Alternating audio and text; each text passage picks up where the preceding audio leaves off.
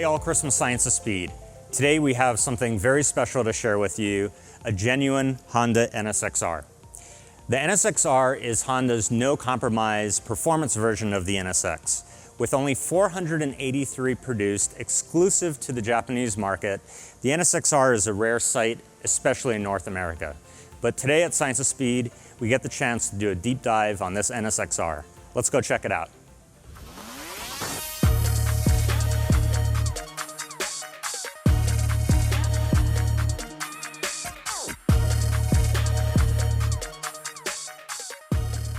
So first thing you notice is this is a right-hand drive being from the Japanese market.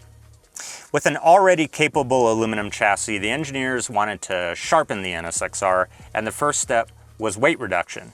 By eliminating the air conditioning, the stereo, which are options in the NSX-R, but all the cars removed the traction control, the engine cover, the wheels are lighter. Altogether it resulted in a weight reduction of 265 pounds, putting the car just over 2,700 pounds.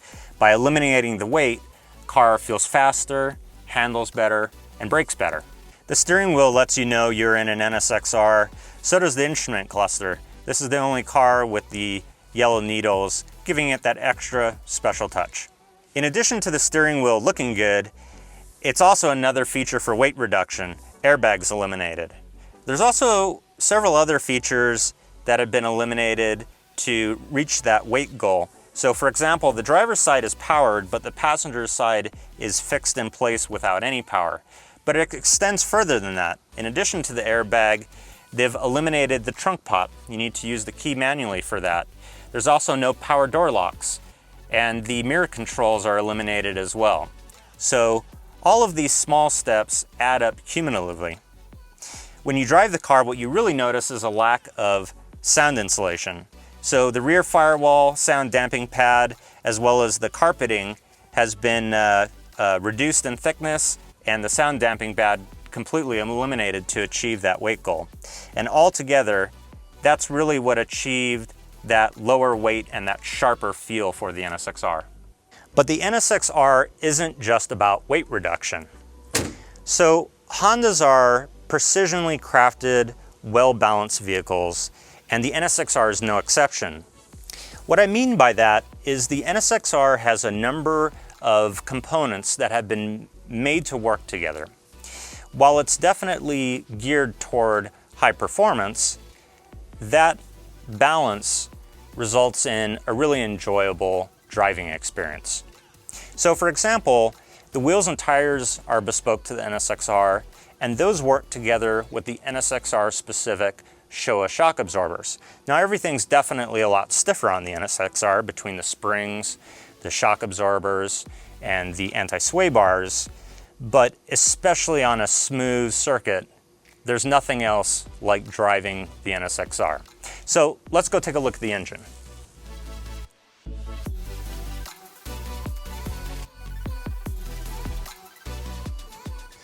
Now you would think, being the performance model, Honda would have increased power. Now on paper, they say the power is the same, because if you look at the parts catalog, everything in the NSX-R engine is the same as a standard NSX, with one exception. During assembly, they've increased the precision of the balancing. Now the question that I have is, does that result in more power? And in just a minute, we're going to dyno test the NSX-R to see how it performs. But besides the engine, the transmission has been modified. So the NSX-R has the same tighter short gears as found in vehicles in Japan and Europe, but it has received a bespoke NSX-R final drive of 423. That definitely improves the acceleration out of corners, for example, and really aids in that enjoyable driver feel. So let's strap this thing down and let's see what it does for power.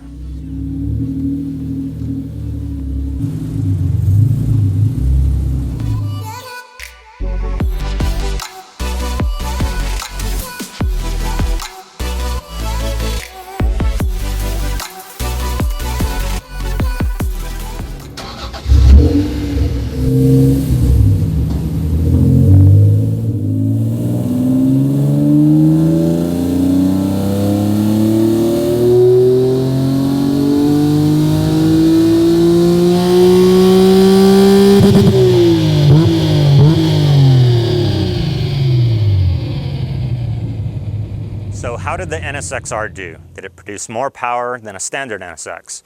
Well, it's a little complicated. Let me show you why. So this NSX-R has aftermarket headers. They're made by Comtech, and an aftermarket exhaust from ScienceofSpeed.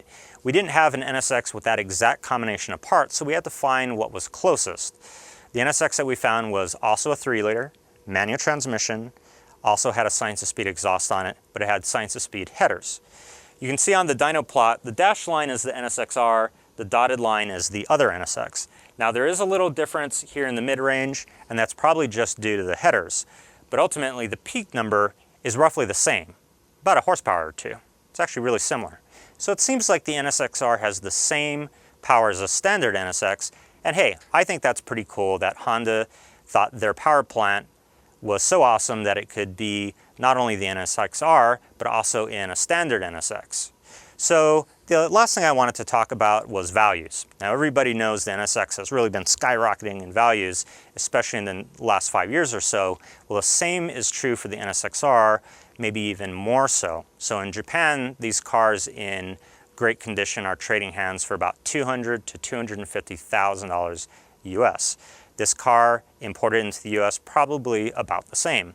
This NSX is extremely clean, very low mileage or kilometers, has about 20,000 kilometers on it, and it is factory fresh, just like a brand new NSX-R. I want to say thank you to Joseph, the owner, for bringing this NSX to us. We were able to address the tachometer calibration issue and some minor service on the vehicle. It's now ready to enjoy. So, speaking of enjoying, let's take this NSX-R outside for a quick spin.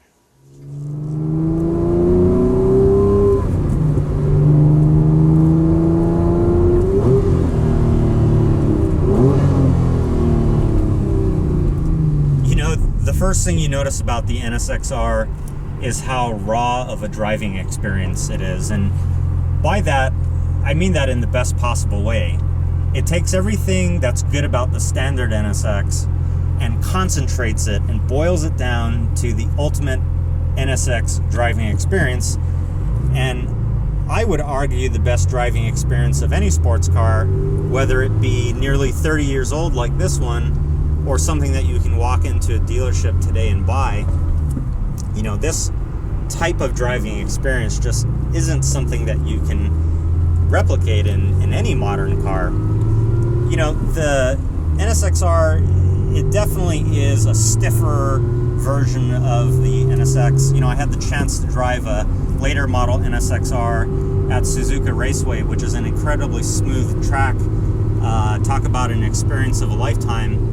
But even at Suzuka, you could really feel how stiff this suspension is. But despite that, you know, would this be a daily driver? You know, probably not, but you know, you could. It's actually an amazingly smooth and comfortable car to drive. So, thanks for watching this video. It's been a real pleasure to work on this car and to share it with you today. Thank you and have a great day.